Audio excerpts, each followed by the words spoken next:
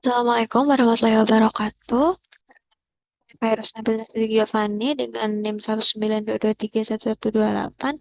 Di sini saya akan mempresentasikan tentang hasil dari review jurnal mengenai survei konsumsi pangan tingkat rumah tangga menggunakan metode food recall. Pertama, ada pendahuluan di mana survei konsumsi pangan rumah tangga penting untuk mengetahui pola makan dan kecukupan gizi dalam masyarakat. Nah, salah satu metode yang sering digunakan adalah food recall 24 jam karena mudah diterapkan dan mampu menggambarkan konsumsi aktual.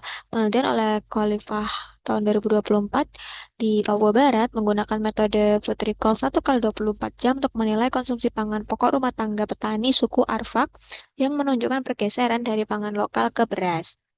Sementara itu, Yati dan Suryaningsih pada tahun 2023 melakukan penelitian di Situbondo menggunakan metode food recall 22 kali 24 jam dan menemukan bahwa diversifikasi pangan masih rendah serta konsumsi energi belum memenuhi kecukupan gizi. Nah, kedua penelitian ini menegaskan bahwa metode food recall efektif untuk menggambarkan pola konsumsi pangan rumah tangga dan menjadi dasar perencanaan program gizi dalam masyarakat.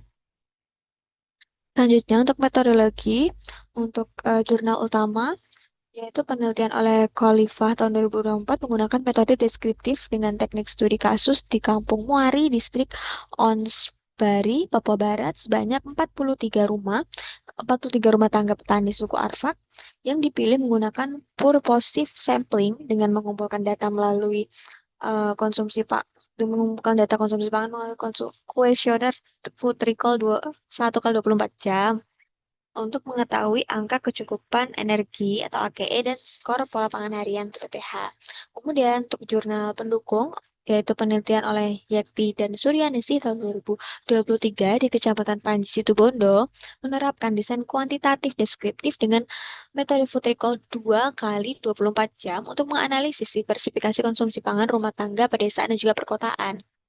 Nah, data dari kedua penelitian diolah secara tabulatif dan juga deskriptif, kemudian dibandingkan dengan AKG untuk menilai kecukupan energi serta pola konsumsi pangan masyarakat. Selanjutnya untuk instrumen, di mana instrumen utama yang digunakan dalam kedua penelitian adalah kuesioner food recall. Pada penelitian Khalifah et al. Pada jurnal utama menggunakan 1 kali 24 jam. Sementara di jurnal pendukung, yaitu penelitian oleh Yekti tahun 2023 menggunakan food recall 2 kali 24 jam. Nah, kuesioner ini dirancang untuk mencatat jenis bahan makanan, jumlah konsumsi, serta cara pengolahan.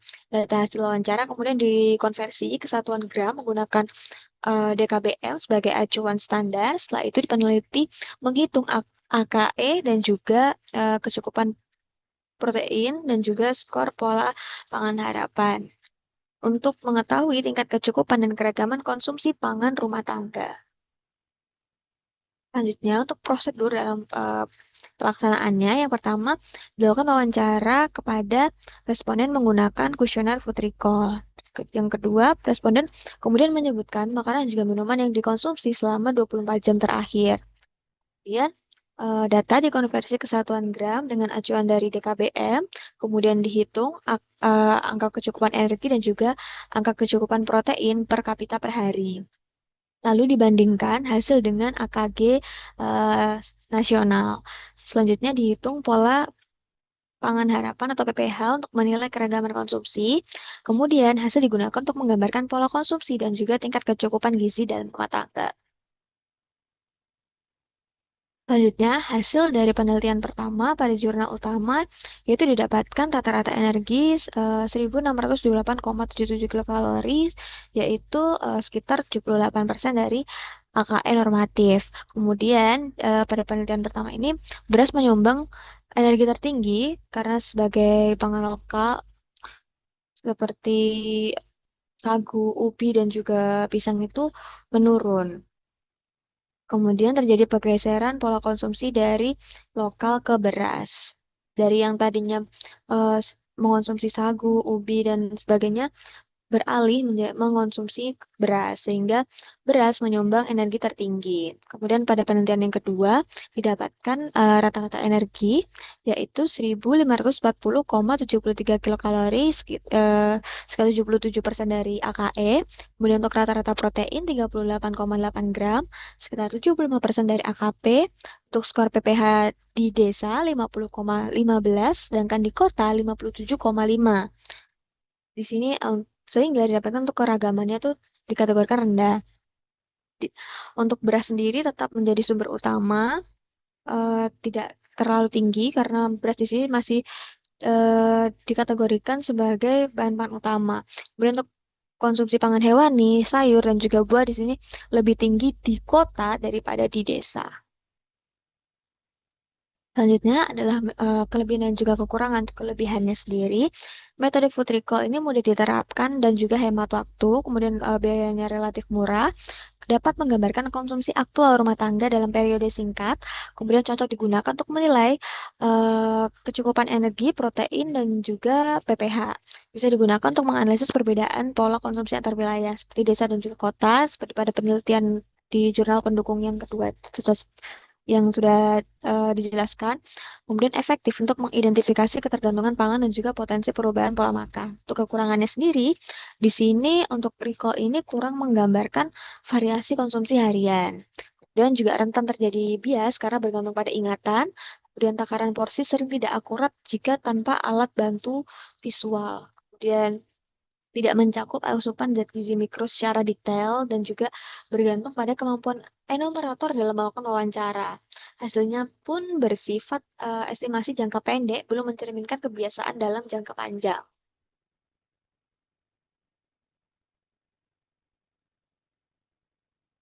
Sini selanjutnya ada potensi bias dan juga cara mengatasinya. Untuk recall sendiri, hanya dilakukan 1 kali 24 jam pada sebagian responden. Di sini belum mencerminkan variasi konsumsi harian karena hanya dilakukan 1 kali. Kemudian responden juga sering lupa untuk mencatat makanan ringan atau minuman manis. Mungkin karena tahu sedang dicatat, jadi tidak disebutkan saat wawancara. Kemudian untuk mengatasinya, gunakan alat bantu visual seperti foto, gelas, piring, sendok standar untuk memperkirakan porsi. Kemudian dilakukan recall lebih dari 1 kali agar hasilnya lebih representatif. Selanjutnya ada validitas dan juga reliabilitas. Untuk validitasnya di sini untuk metode food recall memiliki validitas sedang karena hasilnya bergantung pada ingatan dari responden. Kemudian untuk recall 1 kali 24 jam pada penelitian utama itu cenderung kurang valid untuk menggambarkan pola konsumsi dalam jangka panjang. Sementara untuk recall yang dilakukan 2 kali pada jurnal pendukung lebih valid karena menangkap variasi konsumsi harian. Untuk reliabilitasnya, metode food recall dapat dikatakan cukup bila dilakukan dengan prosedur yang konsisten, kemudian konsistensi wawancara dan penggunaan instrumen juga perlu diperhatikan. Untuk reliabilitas akan meningkat bila dilakukan recall berulang pada hari yang berbeda. Baik, sekian terima kasih. Wassalamualaikum warahmatullahi wabarakatuh.